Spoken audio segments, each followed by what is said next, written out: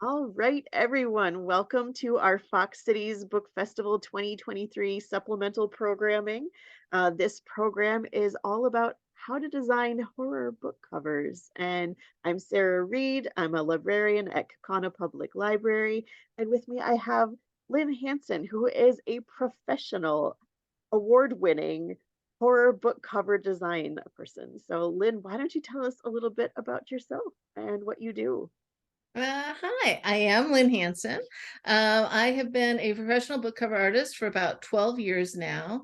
And I specialize in horror because I love all things creepy and have since I was this tall, maybe even earlier.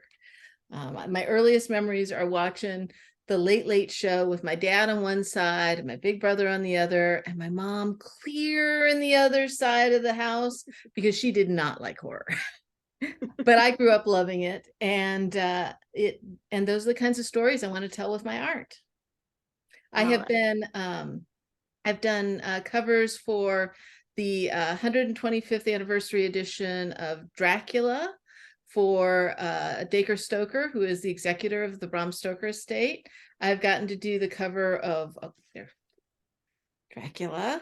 I've gotten to do the cover for Weird Tales magazine, which celebrates its 100th anniversary this year.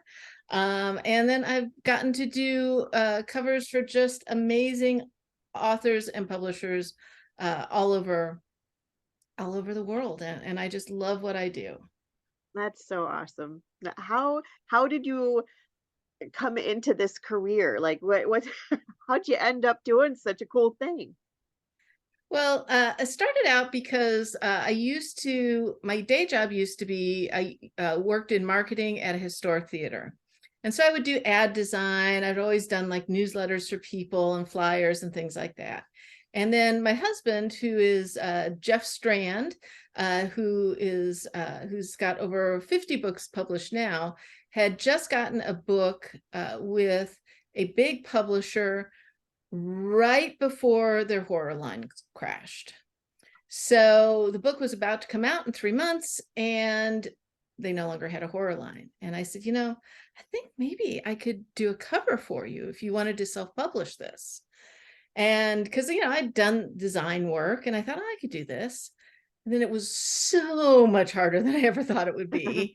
And, but we put in little tiny letters on the copyright page, cover art by Lynne Hansen, lynnehansenart.com.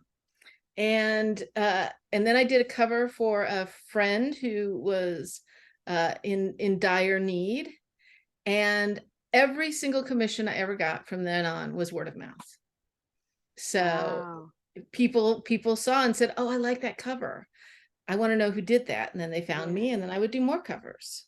So, and then just the best thing that happened for me starting out was I got an opportunity. I worked to do 38 book covers for Christopher Golden, who's a New York Times bestselling author, and he had a whole bunch of books that had gone out of print that he got the rights back to, and he wanted to bring into print. So I started out doing everything from young adult to science fiction to mystery to thriller, horror, Gosh. psychological suspense, everything in this 30 fantasy in these 38 book covers, and it grew my skill set and it grew my portfolio very quickly.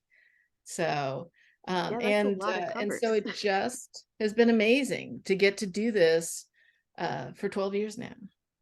Well, that's awesome. Is that still like word of mouth? Is that still how you get most of your projects? Oh, absolutely. I've never, I can't, I've never advertised in anything. Unless you consider your Instagram page. I've put my stuff up on Instagram, on social media, but I've never like advertised. People remember, one of the best things about doing a book cover is that it's a striking visual, right? And if it connects with somebody, then people remember it, and then by extension, they remember you.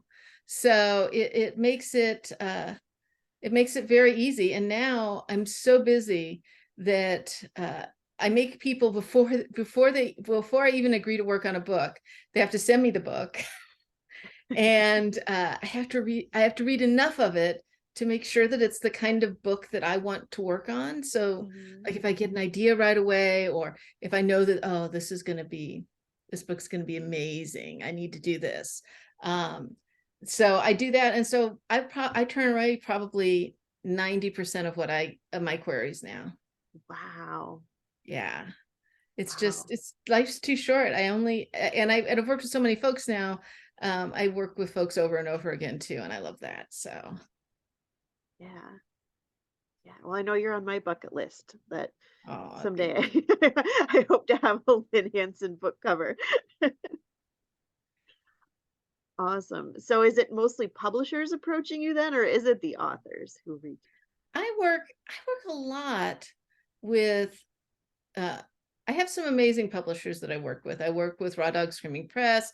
I work with Falstaff Books. I work with Cemetery Dance. I've done 670 covers for Cemetery Dance over the years. Um, but I work with a lot of independently published authors who realize that they really need to find that if they're going to self-publish, they Mhm. need every bit of ammo they possibly can. And so they need a really good cover, or else people aren't going to notice the really good words behind the really good cover, because you won't have a publisher promoting it. You just have you. And so I work with a lot of independently published authors. Right. Yeah. I mean, people are always saying don't judge a book by its cover, but of course we do. Right? That's the first marketing people usually get for a book. It's the thing, that that you just it's I'm the first entrance into the world of that book for someone. Mhm. Yeah. And if the cover doesn't reflect the book, because that's like one of the biggest challenges that I see with book covers is that uh first one is a lot of them are bad, and the second one is a lot of them are just not appropriate for the book. Mhm. And so I've also done a lot of rebranding work where books have been out for a while and then they need a new cover. And that's really exciting to me, because what it does is it allows me to have an opportunity to uh, when a book's been out for a while, people, you now know what connects with your readers about that book. Yeah. So, for example, I did a book cover for um, uh, Jeff Strand and James A. Moore for a book called The Haunted Forest Tour. And this is a book that had been around for 10 years with two different publishers. All of their fans already had it. If they wanted it, they already had it. And they got their rights back. And I said, I'll do a new cover. And I did a new cover. And instantly, this book became both of their best selling books for a while, a book that had been Wow. around for 10 years. Found a whole And new it's audience. because when you look at this book, she says, trying to get the light. So if you look at this book and think that it might be about giant monsters coming out of the forest and attacking tramloads of tourists, you'll be right. And you won't be disappointed. This is exactly what that book is about. And Exactly. so you get the opportunity when the cover connects integrally with the core of the book. um it makes all the difference in the world. And that's pretty much when I start working on a book cover, that's the first thing that I need to find out is what is the Yeah. essence of that book? What does that book mean? What is the style and tone and vibe of the book? How does that what is the core that will make people say, oh, when I get to that point, like I'm going to feel like this cover represents this book. And so the first thing I ever do is I read the book. I read the Yeah. book because what it I need to know the big package. And a lot of times it's so much easier for me. I actually ask when people come to me for a commission, I actually ask them a whole list of questions, but the most important is the manuscript. And the second most important is the book description, because when you look at my cover, the next thing you're going to see is this, and this book description better match this Mhm, too. mhm. Yeah. And but I always ask authors for their suggestions and publishers what ideas they have in their head. But I also ask them things like, uh, uh, complete this sentence. Fans of blank book blank will love my book. So if you'll be like, oh, well, I try to tell people not to pick Stephen King, but fans of Stephen King's The Stand will love my book. So then I know you're thinking of, apocalyptic horror, after the fall, big epic scope. And now I know where kind of you feel your book fits. And then I ask people to give me links to 3 book covers that on Amazon that they, in their genre, that they love. And sometimes authors can't, or publishers can't articulate what it is that they really like or don't like.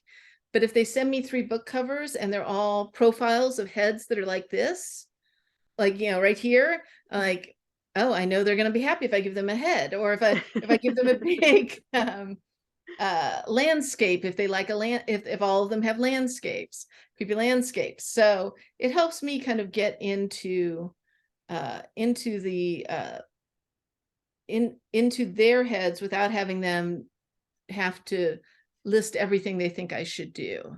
Because a lot of times it's so much easier for me to come in and say, and look at a book like a reader with clear eyes and say, oh, this is the thing that's going to connect with that, uh, with that, with that reader.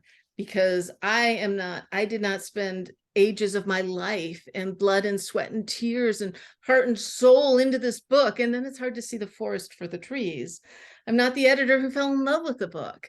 I come in clear as a reader, and I can see it's very easy for me to identify the thing that I think will connect with potential readers of the book, because I just was one of them. Fantastic. And our audience out there in library land, hopefully all of that inspired them to think of think of their favorite horror book, or maybe a story they want to write someday. And if they've kind of captured that essence in their mind, like you've described, hopefully they've got their pen and pencil ready and paper and maybe a little display of art supplies so they can craft along with us here. But once you've captured that essence, Lynn, what do you do next? Like, what's the next part of the process for starting to design? So I put together all of my notes in little, I have a notebook that has one side has note paper and one side has sketch paper. And so I take notes as I'm reading the book, and then I do these little tiny thumbnail sketches. Let's see. Oh, of course we're gonna get, let's see, that's better. Oh yeah. Where all, they're really rough, they're really awful, but they let me see kind of how the text would lay out, how what the image would look like, and it lets me kind of see uh what definitely won't work before I put a lot of effort into it. That's a good way to They put won't it. tell me exactly what will work until I actually get going, but it gives me some options. And so those are the first things, just to be able to see, oh, I think this is kind of the direction that I want to go in. And I don't actually show my clients these sketches because I think they'll think, oh my gosh, she's a horrible artist, because the book covers don't end up looking like that. But the sketches do, and they're just for Everything's me. got to And go now through they're its for you draft. guys. There we go. One more time of something that I never show anybody else. There we go. Ooh. Screen But it capture. helps to kind of plan. And then, uh, but I also do a lot of market research. So, for example, when I did the cover for Dracula, which was one of my favorite things I've ever done in my life, because how many times is there 125th anniversary of anything? Just Just once. once, but you know what I mean. And, and so it was so intimidating, because how many incarnations of Dracula have there been in 125 years? Right. And so what do you do, right? I mean, like, how do you make it different and yet still speak to the core of that book? And I was so stressed out because I went and I did like a whole Pinterest board of like all the different Dracula covers there have ever been. I've done that I could find. I did all of these different notes, and I struggled. I struggled. And all right, I want to show you, because so one of the things that I do before bed is I meditate, and right before I go to bed. And where did it go? Hold on. And I want to show you. It's also a thing that I don't show people regularly. I like this show and Uh, tell. where is it? There we go.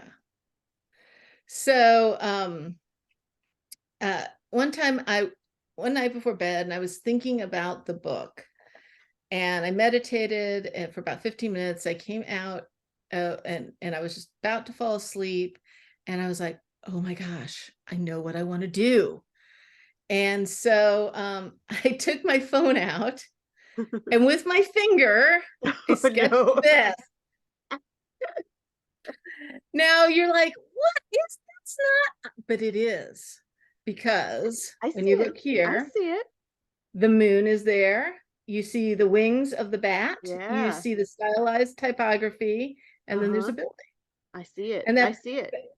the building has changed, and the typography, the name is down here at the bottom. Um, but uh, but I was like, oh, let me start. And actually, the shape of the bat is so very similar to what it ended up being. It's kind of crazy.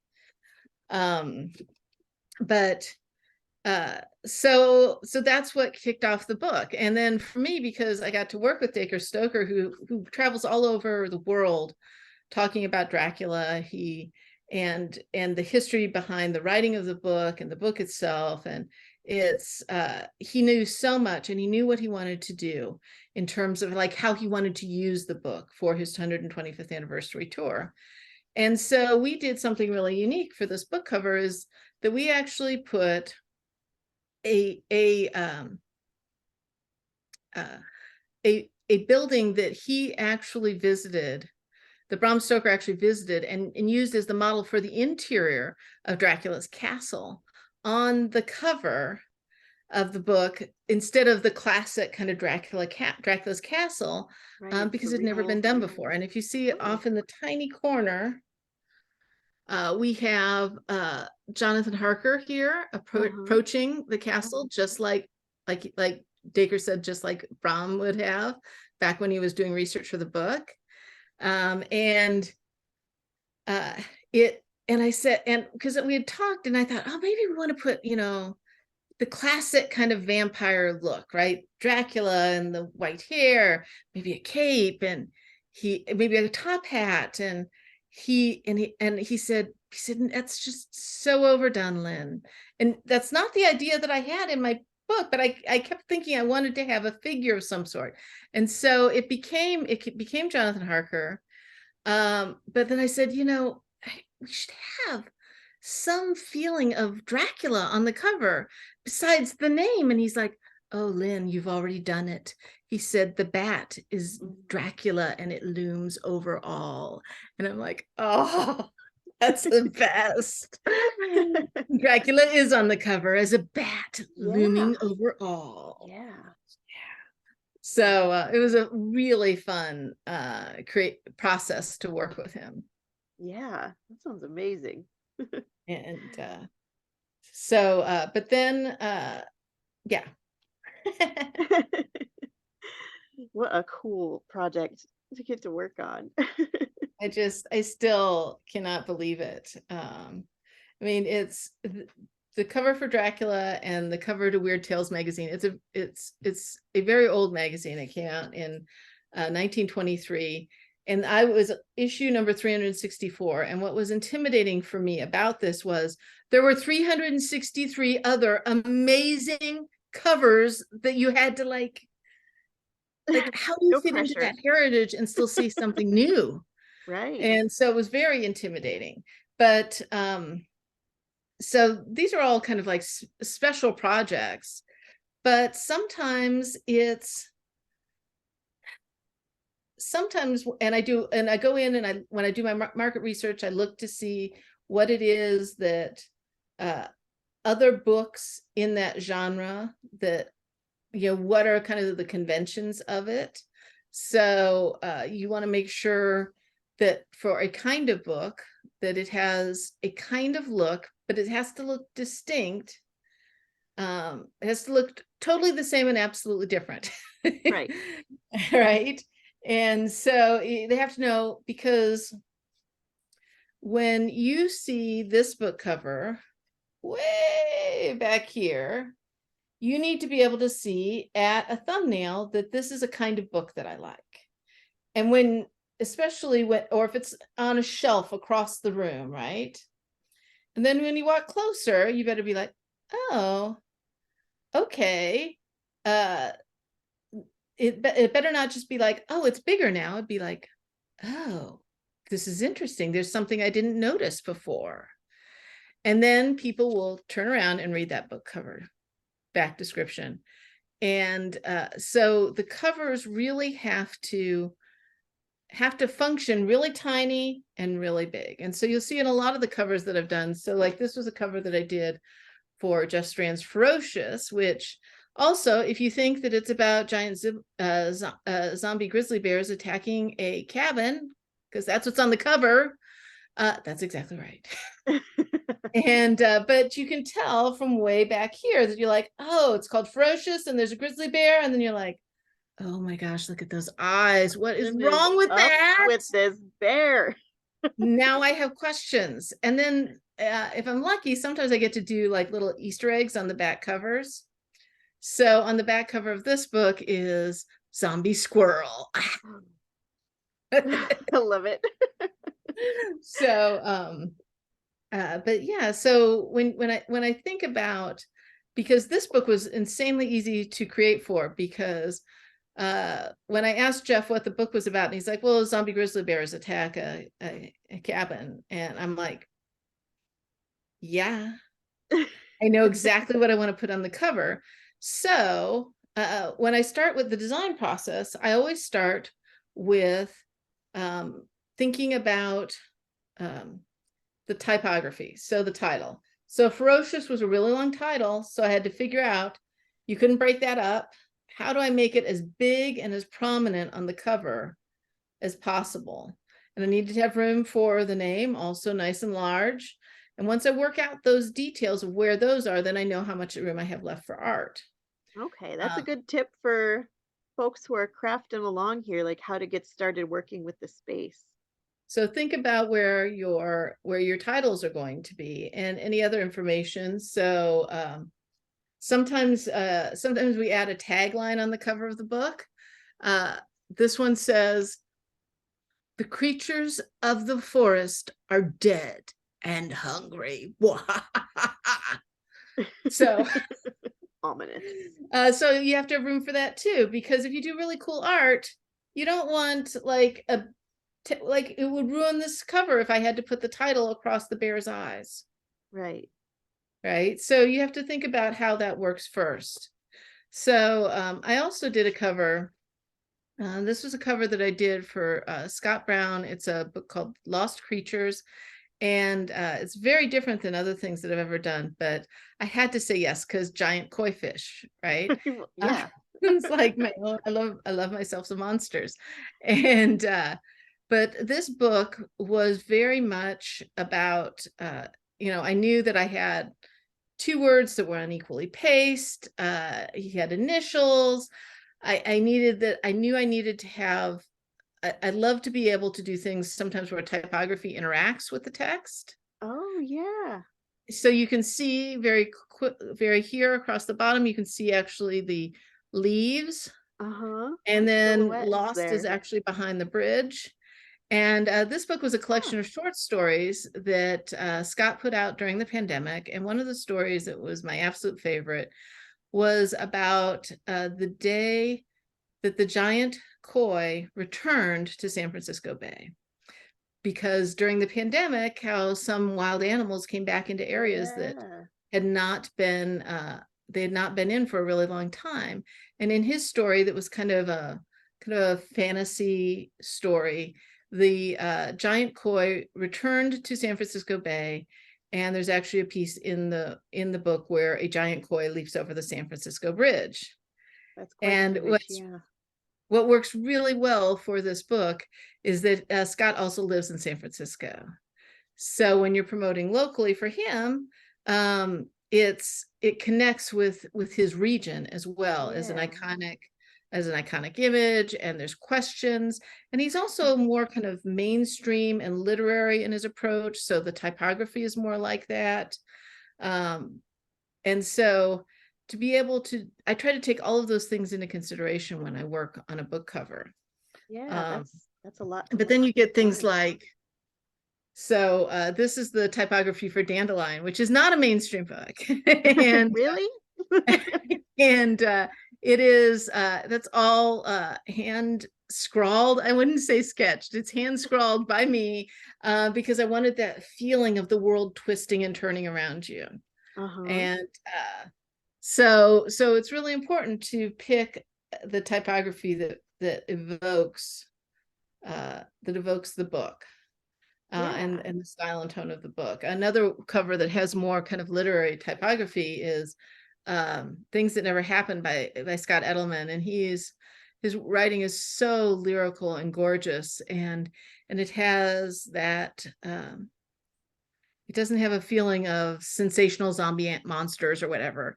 It has a feeling of mystery and the fantastic and the darkness and the beauty. And so it's important to think about that. Because a lot of people, I think with a lot of major publishers, the art comes first and then the typography. And that's very hard for me. When I work with, like, a lot of times I have to convince folks that I need to do the typography and not somebody Yeah. else. Yeah, they got to Uh, work together. Yeah. you do, but some people just don't work like that. But I like that part to inform my process. So you start with, where do I think my title might go? And then you have to think about that core element that you've said, okay, what is it that makes this book special?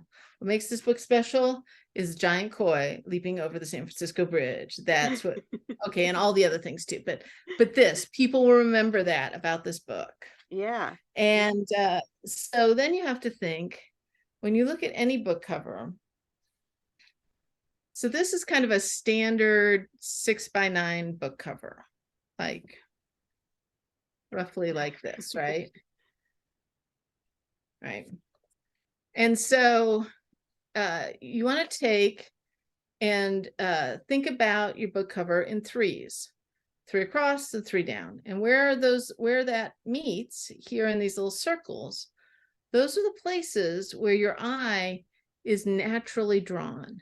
So if you can create a thing that draws people's eye there, Uh-huh. or there, or there, or there, that's going to get more attention. The other thing you have to think about when you create for a book cover is that when you read, where do you start, the top or the bottom? Top, The top. right? Yeah. Where do you start, the left or the right? For us, it's the left.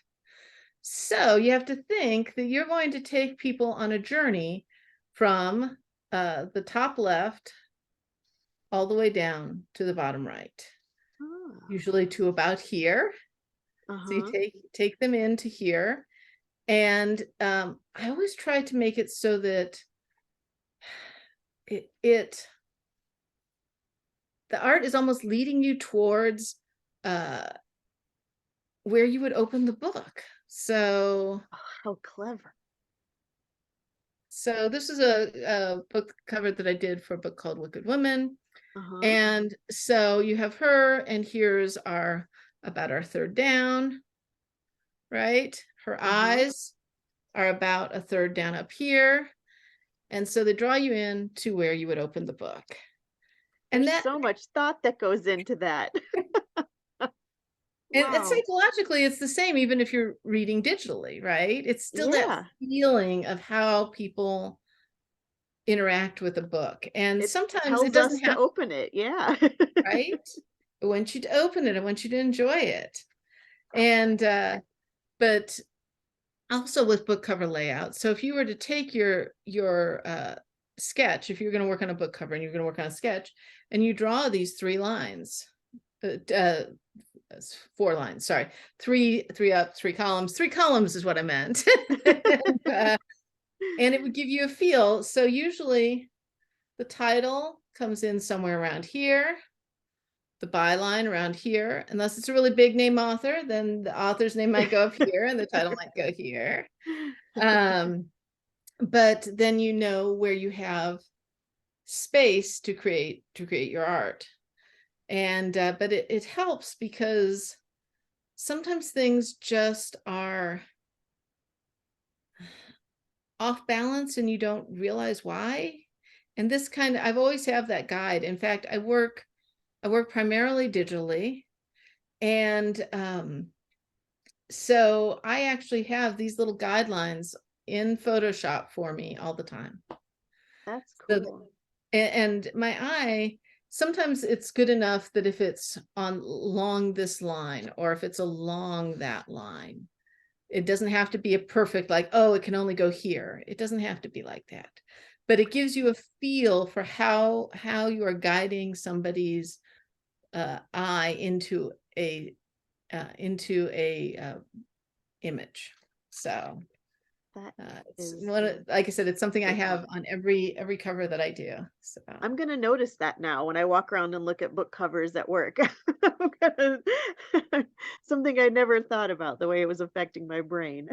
right, it's but that's the goal, is that readers don't need to know why it works. I just need to make it work, or else people don't get Yeah. to read these awesome books. Yeah. Because it could be the best book ever, and if the cover doesn't connect with people, it's people are never going to get to that book, to that cover, and Yeah. to the words that you worked so hard for. Yeah. You showed us your little sketches, your ideas, and your Dracula on your phone, but you say you mostly work digitally. Like, where does that transition happen? Like, how do you move from that sketchy phase into your digital painting? And So sketches are just mostly for me. Sometimes I will take and I'll take a picture of the sketch and pull it into Photoshop. And for the little Dracula sketch, that one was actually on my phone already, so I just sent it as an image. But I just, and then because they're just the drafts, but then sometimes I do things where I do full pieces in uh, uh, in the analog world, and then take them into the digital world. So this, for example, this is a very tiny, well, I guess it's very, very almost normal, large eye, but it feels tiny. It's a tiny Small painting of a picture book. large eye. There we go. Tiny painting of a Um, large. so you can see here, and this little oil painting, and I did it for fun, and then I realized I had a book cover coming up for, I'm doing the limited edition for the Thunderstorm limited edition for Cyclops Road by Jeff Strand. Okay. And so I thought, oh my gosh, this could be the Cyclops Awesome. eye. There you go. Yeah, you needed Because an eye. I needed an eye. And so I actually took a picture, pulled it in, and I then I painted, enhanced it and painted it some more in Photoshop. A lot of what my art starts out with, I have my idea, my sketch, and then when I work in Photoshop, I work with photo assets. Okay. So sometimes I will take my own photos. I use a lot of stock art, and then I put that stock art together to create the new images. So it's So, and then because I love that, still that feeling of traditional illustration, even though I'm working digitally. Yeah. So, and I've worked very hard to kind of cultivate that style so that I can work with digital assets and work clean and as fast as I can. I feel like I'm too slow all the time, but but to be able to, it gives me a lot more flexibility when I'm working with clients as well, because when I work digitally, if I have a problem, it's much easier to fix than if it were, a big oil painting that then I would have to go through and retouch Right. and repaint Yeah. over. And so this way I can adjust. And you're on And the go a lot too with conventions and shows. You're it's like, we have 9 conventions coming up this year. So, and I'm very excited because this year, for the first time ever, I am the artist guest of honor at not one convention, but 2. that's awesome and well I, I have deserved. I have never I've been guests at conventions before, but I've never been a guest of honor. And so I'm very excited. And they're both back to back too. There's like 2 Oh, weekends in a wow. row. Oh, And wow.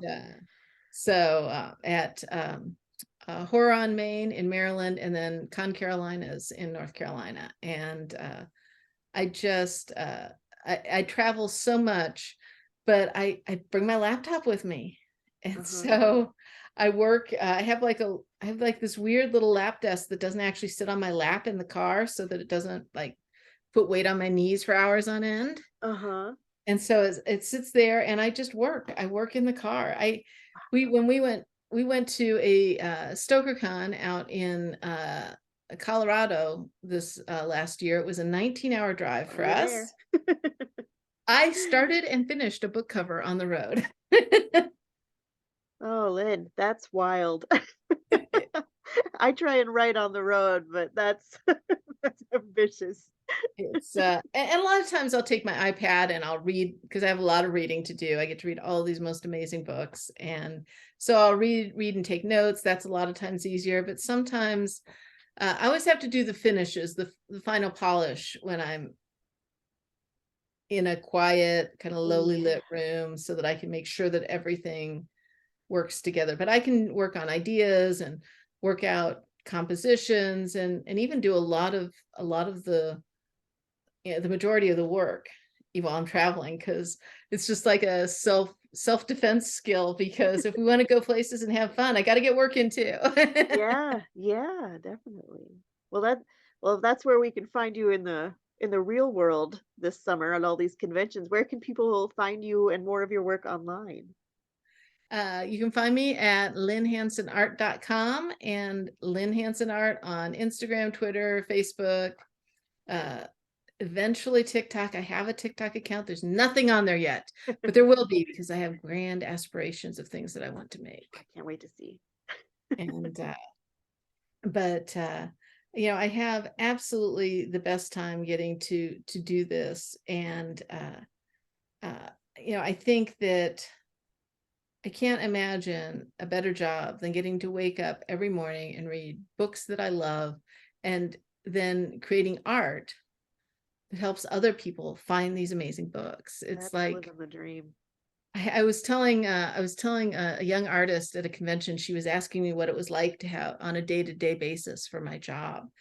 And I was telling her about how I got to read the books, and before they even came out, and and create art and that represented the books. And she said, her eyes got very big, and she said, "You get paid to make fan art." And I said, "Oh yeah, yeah, I do. I totally Yeah, do." that's I get to a way to make put it. just I get, yeah, it's just the coolest. And for 12 years I've been doing this and loving it. So um I think I think there's just something very magical about getting to have that as an actual job. It's very cool. Do you have any other quick design tips or more show and tell you want for our designers who are watching? Let me think here. I have, I want to just show you a couple, maybe I'll just show you a few more covers Oh, as totally, kind of yeah. inspiration. Some more show and tell. Yeah. This is this is the cover for a book called Five Novellas, which I think is a really bad title, but Jeff is my husband and I didn't have any say in it. But because it's five novellas, five longer short stories, I right? mean, it's what it says on Or the really label, short I guess. novels, right? And so, but what's really cool about it is that the skull is actually made out of five different art styles you can see here, and then I Oh, blended them yeah. together. And Uh-huh, then the uh-huh. back of the cover Oh, are all the skulls that were made, that were the components for all of uh-huh. the front. So um and then we have the dress version of The it, dress version of the skulls. Love it. because the other fun thing that I get to do with my art is I keep people license my art. They don't buy it and own it. So Uh-huh. they get the rights to put it on this book cover, but I get to keep it. So I get to make prints, I get to make stickers, I get to make dresses, and continue to let people enjoy the art in different ways. And then it also kind of promotes those books. So Yeah. it's a lot of fun. Um, let me see something else. Oh, I do a lot of Halloween book covers. This was a book cover by a book by Lucy Snyder called Halloween Season.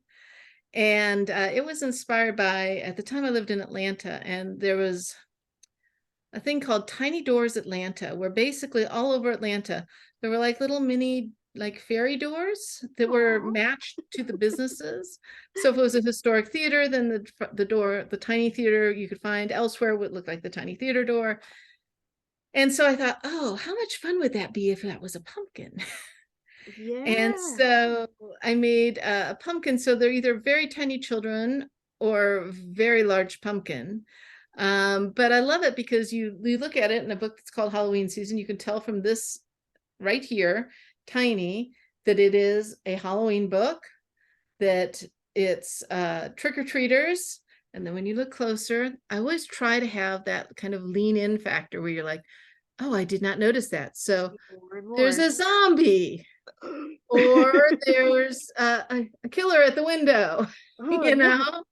And so to be able to have that little lean in factor for the book, and the book had it had a great variety of stories, but it also had a great kind of warm, nostalgic Halloween feel to it. Yeah. And the publisher said that when this book came out, it was the biggest launch they had had for a book at that point.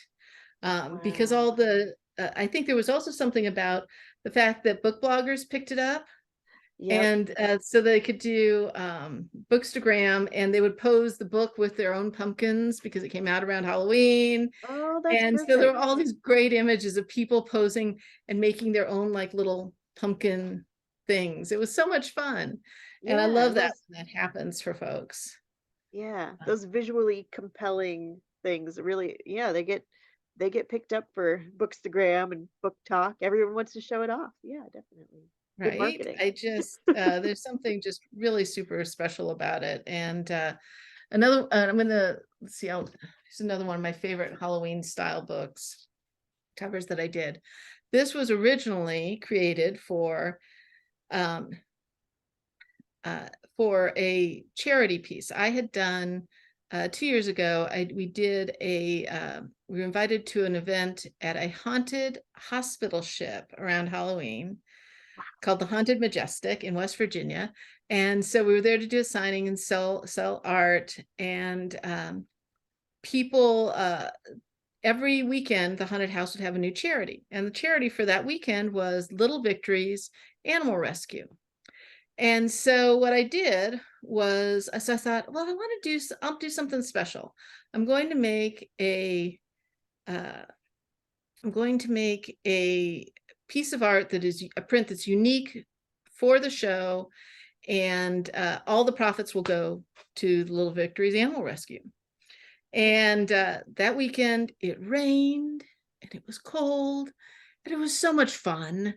And we raised $300 for the Little Victories Animal Shelter, which was the only no-kill shelter in the 3-state area. And so what I created was these little ghosties. And so it's the little girl and her dog and her ghost best friend and the ghost best friend's best friend ghost dog. Oh my goodness. And I loved that so much. It was so much fun. And Gabby Triana saw this and she said, I want to use this as a book cover. I want to make this for an anthology. And so she actually created an anthology around my cover. So it was all kind of nostalgic Halloween kind of horror stories.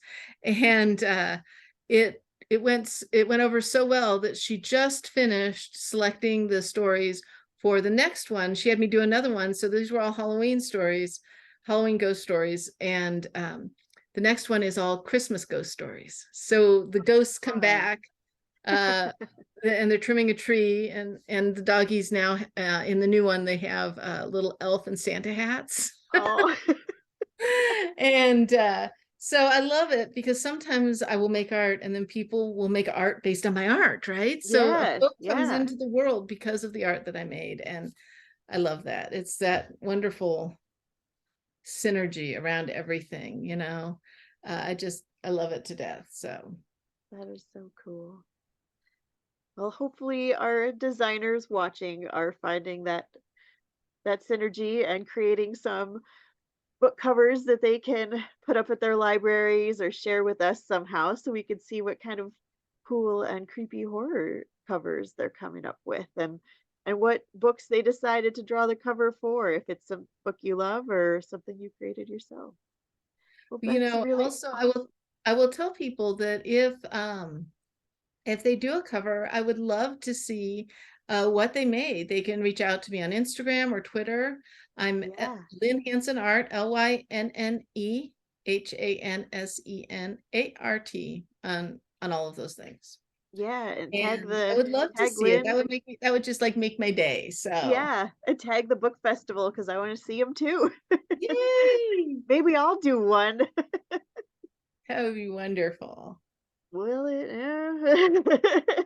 Well, everybody starts someplace. Just And like your it's and it's but you know, when you're talking about art, it's what comes from you, right? It's what comes out of your heart and soul and brain and into your fingers. And if you can put your spirit into what you're creating, it doesn't have to look like somebody who's been doing this for 12 years. If it conveys what you're trying to share, that makes it good. So don't let it stress you out if your art isn't exactly like somebody else's. It shouldn't be. It's your art. yeah. So I would love to see what folks do and what books you pick, and please do share them. And that would be great fun. Do you have a hashtag for the book festival? Believe we do. I think it's like F, well, I'll have to look that up, but it'll be in the lower part of this video. There you go. Right So we down have here. Fox It'll be Cities Book there. Festival 2023. It'll find us. But yeah, we'll put the info in the video here where you can reach us all so we can see what cool art you create. And thank you Yay. so much for talking with us, Lynn. It was so helpful and eye-opening. And I'm gonna walk around the library today going, oh, I see what they, oh yeah, I see how they did there. There's Lynn's 3 columns. Well, thank you so much for having me. This is just the best, and I hope everybody has a great time at the book festival. Kind of is celebrating the stories that bring us joy and make us feel something amazing. Yes. All right. Thanks, everyone. We'll see you at our other book festival events.